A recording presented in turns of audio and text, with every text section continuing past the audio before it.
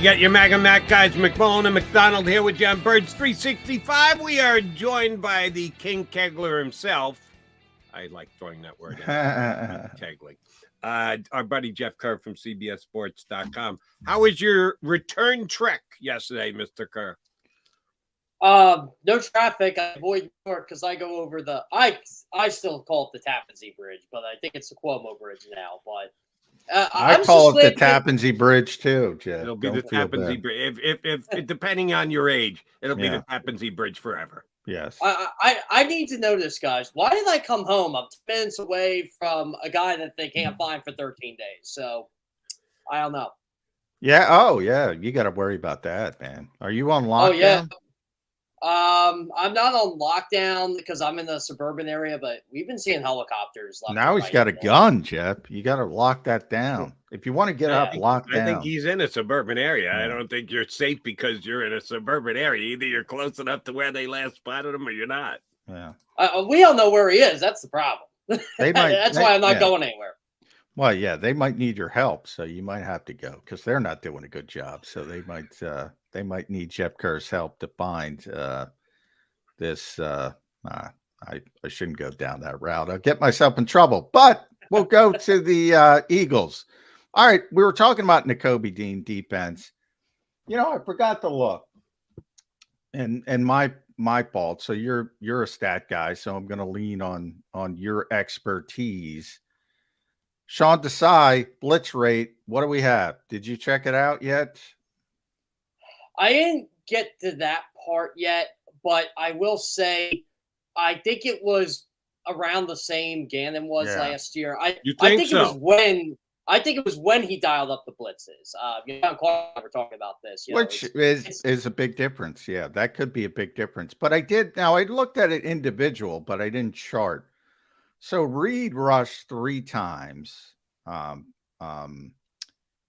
Zach Cunningham twice, and Christian Ellis twice. Now I have to chart it to see if those were actual blitzes. Could be a zone blitz. You know, technically a blitz is when you bring one or more extra. He sent an extra rusher on the Carter sack. Yeah, so it depends, but there wasn't a lot of blitzing, but I think there's that perception that there was. Is it just because of what you said, the spots, picking the right spots? Yeah, so this is what I noticed, and I'm still rewatching the game. I'm actually in the third quarter, but I was even noticing this in the first half. He blitzes a lot, not on third down, but if he gets a second and long, he wants to make it even longer on third down. I've noticed that it's kind of the timing of its blitzes. Like if they get a stop on the run on the first. By the way, the Patriots could not run the ball at all on Sunday, which I was kind of surprised about. But if he had like a second and 9, second and 8, he was sending somebody because he knew when Bill O'Brien was going to throw the football. And I mean, the middle of the field was wide open a lot of times, but Jalen Carter, I think on Andre Stevenson, the big catch and run he had, Jalen Carter was right there. It was more Mac Jones just stepping up in the pocket and finding something. Yeah, Jalen Carter was impressive. Oof. I have a blitz question. Is a blitz defined or determined by how many guys come, or is it determined by whether you start with your hand on the ground or not? Because the Eagles rush a lot of 5 defensive linemen. They line up with 5 guys on the defensive line. Again, old school NFL guy that I am, regular rush is 4 guys. If a 5th guy comes, even if he starts with his hand on the ground, to me, that's a blitz. You're adding another guy. Usually it's 4 on 5. Your 4 defensive linemen against their 5 offensive linemen. If you go 5 on 5, that to me is bringing an extra guy. Do we just discount the fact that the Eagles use a 5-man line as often as they do? So we have a partnership with True Media, and we got a lot of like PFF staffers that, that defected over to True Media. So I asked them this one time last year. I'm glad you pointed this out, Drew. They define a blitz as when you send an extra rusher, and it has to be clear as day you send an extra rusher. So I said, well, what about 5-man fronts? And this is why I think it's interesting. They don't count that. It's No. so if you send like a Zach Cunningham or a And Reed again, Blankenship, what defines a lineman? Does it have to be you're bent over with your hand down? Or if you're standing, but you're on the line, do you have to be within 18 inches of the football? How do you define what is or isn't a lineman? yeah, I think it's more because of the edge position now, because you don't have to put your hand in the ground, so to speak. Yeah. It's basically after the quarterback. And this is another debate that was on my Twitter yesterday. But again, I was driving home. I completely ignored I've been ignoring a lot of things lately. Lane Johnson wasn't credited with allowing a sack, and people were debating that. And I said, well, technically, he didn't allow a sack on the match play, because they just let the guy unprotected. Lane Johnson never technically blocked him. That wasn't his guy. Yeah, it's always subjective because, I mean, nobody's going to raise his hand. Sean Desai is not going to raise his hand and say, okay, we're blitzing now. So, yeah, to Jeff's point, you got to send an extra rusher, and he's got to be off the line of scrimmage because, and by off the line of scrimmage, I don't mean, you can be an edge player like Hassan Reddick, but Jordan Davis, right? Jordan's the fifth guy, typically the nose tackle. That's a run support defense. Now, if you get surprised and they play action and all of a sudden Jordan's trying to rush the passer that's obviously not a blitz. So some of it is just, common sense. But yeah, they're not gonna say a bunch of interior nose tackles and 4-eye techniques never blitz. Yeah, they can drop in coverage, but they can't by definition blitz. Blitz, right? So you're talking about linebackers, you're talking about defensive backs, and things like that, more than anything else. But and then it comes into the 4 versus 5. You got to send the extra man. So that's kind of how they do it. By the way, True Media, my buddy Tony Khan owns True Media, so we'll give him a shout out. One of his 18 companies he owns. I'm going to tell people this now. They do not make stuff up, because I'm talking with them throughout the game, and they go, how many pressures you have for Kerr? Because they knew I was watching him. I said, I got 6. And they're like, that's what we got. And he ended up with 8. So yeah, he had 8. Well, I think he had 6 from Next Gen Stats, and I think he had 8 from Pro Football Focus. So there is some kind of disconnect. There's always a little bit. It's not perfect. It's not a perfect science by any stretch, but he was really good. yeah, He was. That was Jordan Davis, by the way. He was really good too. Jordan was great. Jordan Davis was great. I thought Carter, Davis, and Reed Blankenship were great on for the most part. I think those were the 3 best Eagles defenders. And Fletcher was really good as well. I'd throw him in the equation. Yeah, their front was. You saw that. I'm sure you saw the crazy stat of the get off of the Eagles rushers. Unbelievable. It's like, what was it? 4 of the top 6 in the entire league. 4 of the top 6 and 3 of the top 5. And yeah, I mean, they were all young guys. And yeah. I said, it's the Fletcher Cox after the game. I said, there's Georgia boys. He said, yeah, they're going to be good. He said, they're going to be good. So, yeah, it's. Right. Now I'm very impressed with that defensive line. They have to have the guys behind them playing well, and we know it's not going to be Nakobe Dean for the next several weeks. John and I kind of agree on this one. If he's going to miss 3 weeks, then you're probably going to keep him out 4, because you're going to put him on IR just to give you some roster flexibility and bet against. Oh my God, we could have had him the 4th week, and we made him. I think they're going to put him on injured reserve. Does that matter, Jeff? How key and calculated a decision is that? You don't have MRIs or anything else, so we're asking you to speculate. We're speculating too. You think they're going to put Dean on the IR? John, 4 weeks? You got to put him on the IR? Is it 3 or 4? Did they 4? They changed? 4. It's 4. Yeah. Okay, yeah. So they didn't change that part. I was reading stuff. I'm like, I don't know. I mean, he was seen in a walking boot Sunday. I know a couple guys reported it. I remember walking by him, and I'm like, oh, okay, that's not good. I think they will, for roster gymnastics purposes, to make sure he's right. I mean, we're only through game 1 here. My issue is who's playing off-ball linebacker? I know Nicholas Morrow's going to probably be the elevation here, but how can you elevate him? That's the problem. You need a roster spot because you have to elevate Siposs and Covey. They kind of hamstrung themselves. Do they have to activate Covey? They don't have to, but they obviously have no confidence in Zacchaeus to be a punt returner because Michael Clay said, you know who's returning punts.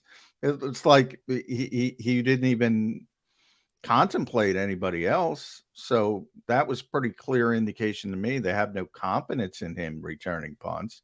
I guess they could sit him back. You can do anything. You could have Jeff Kerr punt and not elevate Aaron Siposs. I mean, technically. You don't need to see that. I will tell you, Eagles fans, you guys hate Aaron Siposs. You will hate me. I mean, yeah, technically they don't have to elevate them, but I think they want to, and they need a linebacker.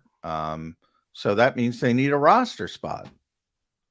Can I please share how horrific I thought the off-ball linebackers were Sunday? I thought they were all bad. I thought Jacoby was really good in run support. We were talking about that. Run defense. I'm talking about pass coverage. Coverage, he was not good. Coverage, he was not good. Ellis was worse. Zach Cunningham was not good, but he was probably the best of the lot. Coverage-wise, it wasn't great. But the Patriots tight ends are good. They're really good. Now, the problem is Minnesota has probably better tight ends. So, they better figure out something in the middle of the field. But then I go back to the Eagles front. Minnesota's got the worst interior pass blocking offensive line in football. They never do anything about it. They run out the same guys. They can't block anybody. How the hell are they going to block Jalen Carter and Fletcher? And Garrett Bradbury. And Garrett Bradbury is probably not going to play Thursday night. Yeah, well, that's it. But by the way, that helps Minnesota. I was going to say that might not be a deterrent. That might be an upgrade. Yeah, I'm serious. Their backup is Austin Schlottman. Where? Yeah, who is not great, but yeah, he's better. He's better than Garrett Bradbury, but he's undrafted, and the other guy's a first round. We know how that works here. One's a first round pick, can't play. The other one's undrafted, can play a little bit, at least better than Bradbury. So I think that's an underscore win for Minnesota, believe it or not. All right, we've been talking about the defense all morning. At some point, we need to turn the attention to the offense. Jalen Hurts was not good on Sunday. By the bar set by Jalen Hurts himself. I'm not saying, oh, my God, he stinks, and the Eagles are in trouble. They gave him all his money. No. I still have 100% faith Jalen Hurts is the quarterback of the Eagles today, tomorrow, next month, next year, for the next 4 or 5 years. But he didn't have a good game. I'm not going to sugarcoat it and go, yeah, but it was everybody. No, it was Jalen. Jalen had some bad passes, made some bad decisions. I thought he tried to force feed a couple of reads too soon, and that's how you have a game where Dallas Goedert ends up with one target for the entire game. He did not have a very good game. John and I all summer long have been talking about the evaluation of the two new coordinators, and I had more concern over Brian Johnson than Sean Desai, only because I thought there was a bigger hole to fill. Shane Steichen was an outstanding play caller. What kind of a play caller is Brian Johnson? We're 1 week in. I know it's not a finished picture. We're just starting to evaluate it. But what did you take off Brian Johnson's play calling for week 1, Jeff Kerr? So I'm one of these people. I didn't think Brian Johnson was going to have a good game Sunday going in because I look at the other side of the ball. I'm like, okay, this is probably the greatest defensive coach in league history in Bill Belichick. And he's going to put out multiple coverage schemes. And he's going to make life miserable for Jalen Hurts. And he did. One play they're cover 1. One play they're cover 3. Then they're doing his own coverage. What bothered me about that was the good plays Brian Johnson called. Dallas Goedert was wide open. Jalen Hurts just did not see him at all. Like, Goddard could have had a 60-yard catch and run on one of the plays. But I did not like – I thought there was way too much Kenny Gainwell, even though I expected that. There was way too much Kenny Gainwell. They're going to miss Miles Sanders. I don't care what anybody tells you. They're going to miss Miles Sanders this year. They want that bell cow running back. But I thought there was just too much, the bubble screen. They didn't even do that many bubble screens, but there's too much. Of the those bubble, types my of plays. favorite play. Jody knows my favorite. God, Too that much thing of those. was ugly. Too much of those God. types of plays. Too much conservativeness, Johnny Matt. It's. I'm telling you guys, it's. I'm like, go down the field a little bit more. Test these guys. I know Chris, like on the 4th and 2 play, I hated the decision. I'm like, just punt it. They're not going to score. And then what do? You test Christian Gonzalez, who may have been one of the best players on the field on Sunday, and he's a rookie. I don't get it. Well, I don't have any problem with them throwing the football to A.J. Brown, Devontae Smith. I don't never either, have a problem with that. But I will say this: the one weak aspect of their offense last year was when they did get pressure, hot routes, they don't throw them. Their answer for pressure is this stupid bubble screen. And when you have A.J. Brown, Devontae Smith, that makes no sense to me, and Dallas Goedert as well. But I asked Nick about this yesterday. I think it tweaked him a little bit, but whatever. You're out there saying we never want to have DeAndre Swift get 2 touches. We got to get the football to Dallas Goedert. Well, you can do that. You can make those players the first option. Now, his explanation is a good one. We're throwing the ball to A.J. Brown, Devontae Smith. They're better. They're better options. However, what does that mean? We never want to come out of a game with DeAndre Swift. You're in control of that. Right. You didn't give him a carry until the 4th quarter. Yeah. The 4th quarter. And it's like, what do you get? A 1-yard run? Maybe a 2-yard run? It's like, yeah, okay, by the way, out. I don't understand, and I said this yesterday on the show. I don't understand why people think DeAndre Swift is insert name, LaDainian Tomlinson. I know why they do, because of where he's from. That's all it is. But I'm not as concerned, other than I don't think this team has a very good running back room, to be honest. I don't think they have a very good running back room as a whole. But I am concerned with Dallas Goedert. Dallas Goedert is a legitimate star player in this league. And you can't go through a football game without getting him a reception. Now, we said the same thing week 1 last year with Devontae. Didn't get a reception in Detroit, and the Eagles quickly corrected it. Do you think they quickly corrected, ironically, against the same team? Week 2 last year was Minnesota. Week 2 this year, Minnesota. I think they should just get the offense going. I actually thought they were going to go to Goddard a little bit in the second half when the rain calmed down and everything to get the offense going, and they didn't. Your concerns with the running back room, John? I was a little miffed Rashad Penny was inactive. And, I'm driving to the stadium, and that's when we found out. And I'm like, come on. Like, what are we doing here? I know Kenny Gainwell is basically the guy they trust. But you can't have Rashad Penny active. I know you played 2 games in 5 days, but I'm sorry. I think Rashad Penny is still a good running back and a good football player. Is he a guy that can get 20 carries a game? I'm not with you there. And this is the thing. I would say the NFL's not in a state of stasis. Guys move up, guys move down. Sometimes it happens week to week. It certainly happens year to year. Some of these players, I always point to Julio Jones. Julio Jones was one of the greatest receivers in NFL history right up until he wasn't. And everybody said, well, that's Julio Jones. Couldn't play anymore. It happens to everybody. Was he a big-time talented back at one point, save for the injuries? Yes.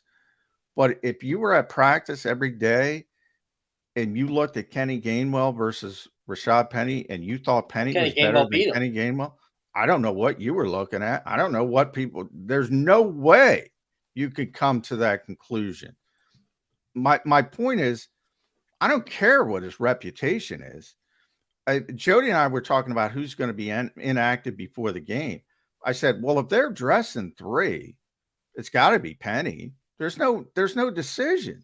And that's how they have to dress 4 if they're getting Penny. Now, as things move on, if Kenny plays poorly, if DeAndre plays poorly, then maybe he'll get an opportunity. Maybe he's not a practice player. Maybe he's a game player. And maybe he'll prove himself. But, I mean, if you told me you can only dress 3, I would have been active, Penny, no Right. question. Wouldn't have been a difficult decision, Jeff. Yeah, that's how I was, and I thought Penny and Gainwell would kind of split those reps, and we ended up getting too much Gainwell. By the way, I thought Gainwell played fine on Sunday. I didn't have a problem with yeah, I thought he was anything Kenny fine. He Gainwell wasn't did. great, but I thought he was fine. He's not a good pass protector, but I don't think DeAndre any of Swift, them are. Well, yeah, Swift is DeAndre probably Swift, better. yeah, he had a pretty good game in my opinion in pass protect. At least from when I rewatched it, I'm like, okay, DeAndre Swift, but why isn't he on the field more? And I think those are questions that Nick needs to answer. Right. And here's where I had a problem with Nick yesterday and what he said, his explanation when asked about both Swift and Goddard.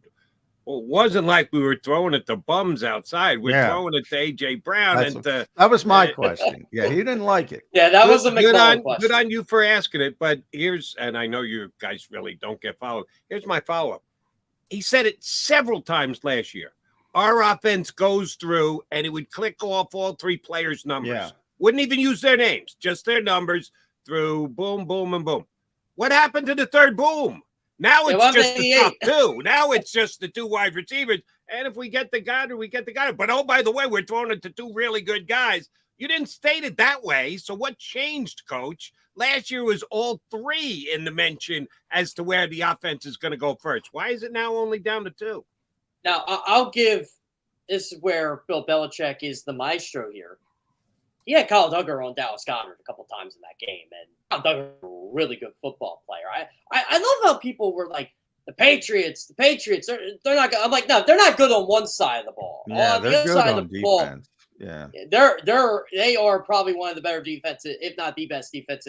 Sorry, Micah Parsons, but they really have what the Eagles want on the back end. A bunch of these positionless guys who can play a bunch of different positions, and as you mentioned, cover tight ends and do some things. That's what the Eagles want, but haven't been able to find. They got a bunch of them. They're going to be a top 10 defense. Our buddy Jalen Mills had a good game Sunday too. I was watching him quite a bit. I'm amazed what Bill Belichick's able to do with that team. Him and his son. Yeah, and Jalen's only playing because Jack Jones was hurt. So but that's how deep they are back there. Yeah. Matt Judon and Josh Uche. Like I knew they were the real deal, but I kind of had a feeling Lane Johnson, Jordan Mailata were going to have problems with them on Sunday, and they did. And Jalen had time to throw, but I did not like some of the decisions Jalen was making. Bill Belichick definitely was in his head. That sounded to me like you guys are looking at them as a top 2 or 3 defense. Top 5.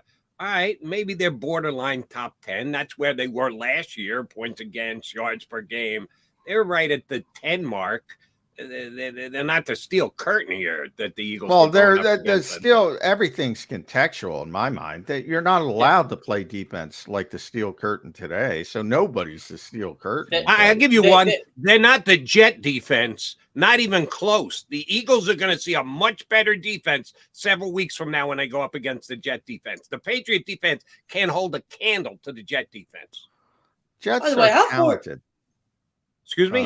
They Jets are very talented on the defensive side of the ball. Jets probably have more talent, but the Patriots got the scheme as well. A.J. Brown was raving about. How did they scheme up and finish 10th last year in the defense? If the because scheme of is that the great, short why weren't field, they in the top 5? Well, remember, it's a complimentary game. Yeah, it's a complimentary game. Their offense stinks. That plays into it. If you have a good offense, like people would say it because they don't like, the Eagles defense. If you have a good offense, the Eagles had a tremendous offense. Well, they're always on the field. They're always scoring. They got these long drives. That makes it easier on the defense. Part of that is true. That's why it's a complimentary game. Everything's in a vacuum. I like the Jets defense. I do too. I like the Jets roster, but it's a shame. Whose defense do you like better than the Jets? If you only like the Jets defense, whose defense is better in the NFL than the Jets?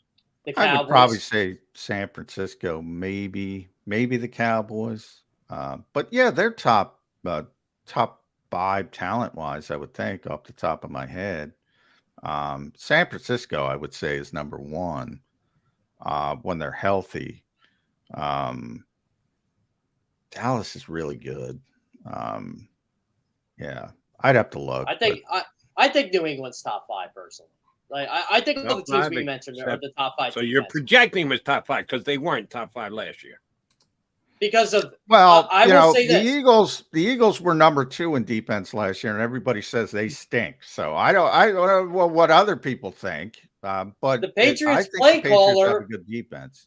The Patriots play caller last year is on the Eagles coaching where he should be coaching defense. That's why the Patriots defense gave up points. Big yeah, deal. I mean, I think, but all of those teams we just mentioned are, those are the top defenses, and none of them. Look, the difference between the modern NFL and the old school NFL, the old, cliche was good defense beats good offense. No, now it's good offense beats good defense. If you can block people, and this is why the Eagles are so good. Typically, they weren't great week 1. If you can block people, you can score on anybody. Anybody. Now, easier said than done to block people because there's so many bad offensive lines. You're going to see one rolling in on Thursday against the Eagles. Minnesota has tremendous playmakers. Who cares? If you can't block people, who cares? That's why the foundational the foundational philosophy of the Eagles is the correct philosophy to have, and too many teams don't follow that. In a copycat league, they copy the wrong thing. Everybody wants the skill position players. Everybody gets excited by the skill position players. You saw one of the best quarterbacks in football. I think we can all agree. Joe Burrow have his worst game because Myles Garrett's in his grill. There's a top 10 defense. Cleveland's defense is that good. And they have Zadarius Smith now. Yeah, they have Zadarius Smith as well. If you can't block people, doesn't matter who you have. But if you can score on anybody, including Myles Garrett and the Jets and the Patriots and the Cowboys and the 49ers. And that's why you'll see the outlier where the 49ers defense will give up 35 or the Cowboys defense will give up 40. You will not see that from the Steel Curtain back in the day. The game is different now. It's different. So all the hamstrings they put on the defense, tie them basically their hands behind the back. That's what we're talking about. The Eagles were one of the best defenses in the NFL last season. Everybody thinks they stink. So that's a perfect example of it. By the way, how about our boy Jonathan in there, McMullen? Helping that Commanders offense. Now, granted, I know it's the Commanders, but Sam Howell, baby. They put on the clinic against the Commanders. If they actually had a competent offense, they would have won that game. I was going to say, how do you want to look at it? They almost won the game, or they blew a late lead. You can look at it either way. They had the lead in the second half. All they needed to do was get a huge stop. They couldn't do it. So I meant to check who were the best empty, teams. half full. So according to PFF, guys, here are the 3. I'll give you the 5 best teams were San Francisco number 1, Dallas number 2, Miami number 3, those Atlanta Falcons number 4, and the Green Bay Packers number 5. Just overall rating, the entire team, or this isn't defense you're talking about? No, entire team. Okay. Entire team. Jesse Bates put on a clinic on Sunday for the Falcons. He was worth every single penny they paid him. Yep. The worst team, which I think you could all guess, was the New York Football Giants. Now, this is before the Jets and Bills, by the way. They haven't gotten the grades in for that yet, but neither team's going to be the worst. Guess what? Guess what, guys? I know it's week 1, but I've been saying this, and you guys have heard it before. The Giants are finishing last place in the NFC East, and the Cowboys. Yeah, I'm with you. I don't like the Giants. I'm on record. Cincinnati was the second worst team. Now I put the kibosh on them because I picked them to go to the Super Bowl, but I think they're going to be fine long term. Carolina, Arizona with our buddy, and Seattle. who I think is a good team and just had a bad day. And they lost both their tackles. So that's No, going to be a that's not problem. good. That's not good. Right, I did not know they're they lost. banged Oh, yeah. up. I did see Jason Peters is coming back to Seattle. Yeah, they're desperate. Like Cross and Lucas may miss a couple games. That's not good. Yeah, that's not a good sign. I But did you not can't see that. overreact to Is week Jason one. really signing with Seattle? Yeah. They haven't. He's I don't coming think in it's for a official visit. yet. But He can't give up. yeah. He's Well, going to be doing Yeah, this in there's 2028. yeah. Jason did not save his money. So, Jody, I have to ask you, because we were talking about this during the Monday night game last night, CBS. Who do you want as quarterback for the Jets right now? Matt Ryan. is that your pick? I mean, Yeah. I mean, he's better than probably any option that's available. I have not. Boy, heard. that's a shame. That team, we just talked about their defense. That team's ready to win. That's a they freaking are. shame. That's a It's shame. So let me run this by you. Caller gave me this last night on WIP, and I say it's highly unlikely, but it's not completely impossible. Should they make a play for Matthew Stafford? The Rams have already signified they're in rebuild mode. You don't trade Jalen Ramsey and say, yeah, but we're still trying to win. No, you're not. You're in a rebuild mode. And they can't trade Aaron Donald because the contract would be outrageous as far as the dead cap it goes. They could move Stafford. If the Jets overpaid for Stafford, do you think the Rams would send him to New York? Because as we discussed, and John just kind of alluded to, they were all in. The Jets were all in for this year. They were all in with Aaron Rodgers. Now Aaron Rodgers is done. Do you just go, oh, shoot, we're out? No, you got to continue to play. And the only guy who's out there on a team who's got experience and been there, done that, who's on a team that doesn't really care if they win or lose games, or shouldn't, at least with their moves to this point, is Stafford. Do you think LA would move him? I'd try to. I mean, I honestly would. There was a team, I forget who it was, they called the Rams about Matthew Stafford in the offseason. The price was too high, but as someone who watched the Rams-Seahawks game, I don't know if I'd be parting with him for just anything at this point. Matthew Stafford looks every bit like Matthew Stafford, right? And I don't know if the Jets, I haven't looked at what they did with Aaron's deal. Are they on the hook for next year as well, right? So they're on the hook for next year.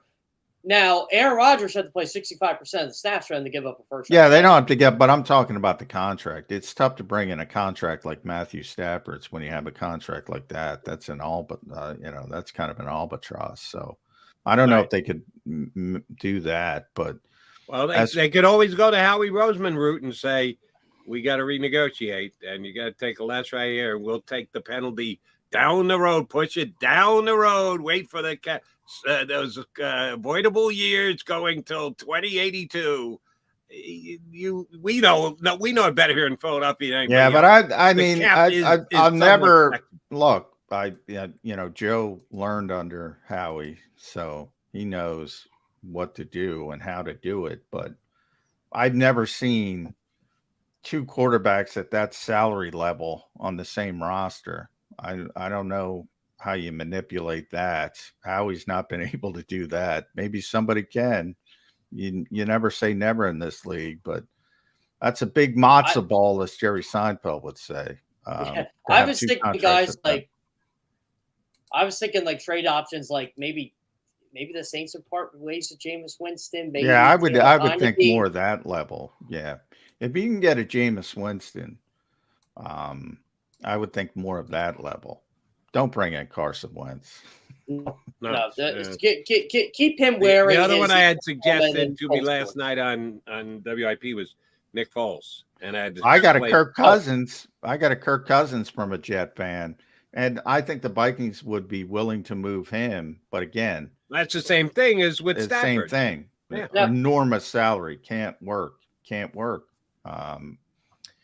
Because they're another team that's clearly by their actions not all in. So, but yeah, I just don't think it could work. It's a shame for the Jets fans, and I feel for the Jets fans, including also. I thought.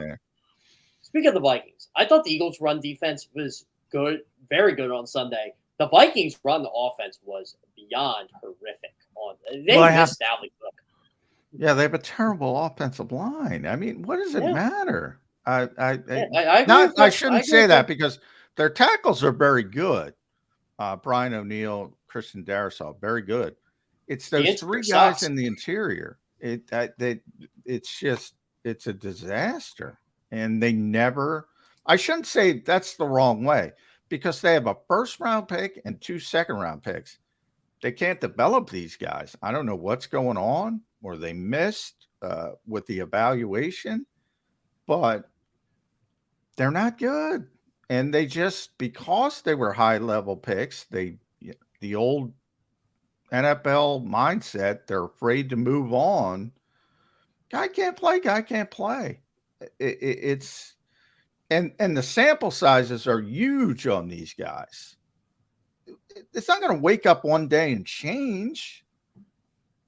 So I don't get it from that standpoint. But Dalvin Cook wouldn't be running behind. That's the reason Dalvin Cook was available, Jeff, because you have all these advanced stats people saying, oh, look at his yards, expected yards after run. Well, he's getting hit 2 yards in the freaking backfield. Well, they're not watching the games. That's what bothers me. And I'm a big stat guy, and I'll say, look, if someone tells me Lane Johnson didn't allow a sack, I look at the plays where he probably allowed the sack. I'm like, guess what? He didn't. So I'll agree with them, but people just make blanket statements like the whole yards before contact, yards after contact. Well, why do you think it's so low? Yeah, exactly. All right, one last quickie before we let Jeff Kerr go. Does anybody know where Nate Sudfeld is? The unstoppable Nate Sudfeld is? Yeah, he got hurt. I think he tore his ACL. Is he on IR for the entire year? Damn it. Yeah. He's Teddy Bridgewater, he's available. No, ACL stopped Nate Sudfeld. They like Teddy. They went out and got him to be their backup. So, and the Lions, by the way, think they're going to the Super Bowl. So, yeah, they're not giving up their quarterback. Preseason action against the Carolina Panthers.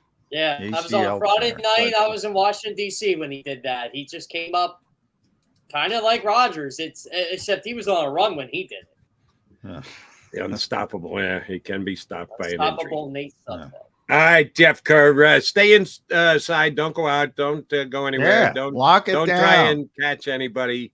Don't get watching the news and going, I can get that 25 grand. No, stay inside. We need you here. I owe me 25 grand. How's that? Now we know you're lying to us. But appreciate you coming on board, brother. We'll talk to you again next week. At Jeff Kerr, CBS. Make sure you read them at CBS Sports. CBSSports.com. I'm on it all the time and always reading what Jeff Kerr does. All right, McMullen and McDonald coming back. Birds 365. We got our boy Chris Franklin joining us now, shooting only about 15 minutes. Yeah, we went long. I apologize, Jeff. We went long. Okay. Just kept it's so enjoying to talk to Jeff. I wasn't paying attention to the clock, so I apologize to Xander as well. Yeah, and I did that last night at WIP. Anthony Sanfilippo from Crossing Broad covers both the Phillies and the Flyers. He was my producer on the radio side 25 years ago. And I get him on as a guest, and it's just like me and him talking. I look up, I said, oh, shoot, 25 minutes. I guess I need to go to break. Sometimes we do that. So thanks to Jeff Kerr. Thanks to you staying put on the stream end. We'll come back, continue the bird conversation here on Birds 365.